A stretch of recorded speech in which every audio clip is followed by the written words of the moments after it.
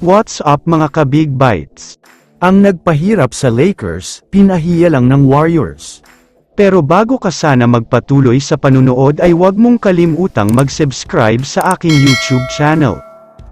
Unahin na natin pag-usapan sandali ang tungkol sa Los Angeles Lakers. Naghahanda na daw talaga sila sa magiging laban nila kontra sa Warriors sa Biyernes. Sobrang importante daw kasi talaga ang magiging laban na ito. Mahigpit at dikit na dikit kasi ang pwestuhan para sa playoffs.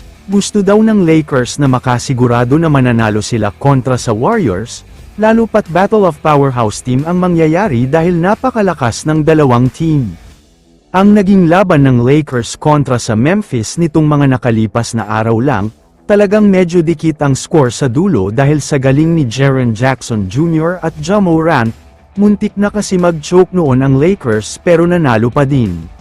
Samantala, lumipat na tayo sa naging laban ng Golden State Warriors at Memphis Grizzlies. Mainit agad ang simula ng Warriors dito na pinangungunahan ni Steph Curry.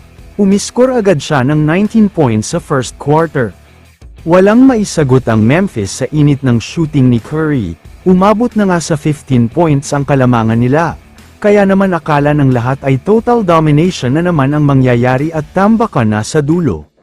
Pero sa second quarter naman, nakadikit na ang Memphis at naibaba sa 2 puntos ang kalamangan, pero biglang nag-init na naman dyan si Steph Curry. Kaya umabot na naman sa almost double digit ang kalamangan. Sa third quarter naman ay agad nag-init ang Memphis dito, grabe ang shooting ng mga players nila. Kaya naman sa isang iglap lang ay nabura na nila ang 9-point lead, at nakakuha pa sila ng 4 points na kalamangan. Sa fourth quarter naman, hindi muna ipinasok si Steph Curry, pati nga mga commentators ay nagtataka kung bakit wala siya. Kaya naman nakakadikit talaga ng husto ang Memphis dito, dahil walang masyadong ikot ng bola. Pero 7 minutes left ay ipinasok na si Steph Curry. Medyo malamig siya pero biglang nag-init sa last 2 minutes. Gumawa na siya ng 50 points dito at nagtuloy-tuloy na talaga.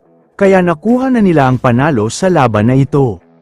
Samantala, mukhang dapat ng kabahan ang Lakers sa Biyernes, dahil masyadong mainit at malakas si Steph Curry ngayon.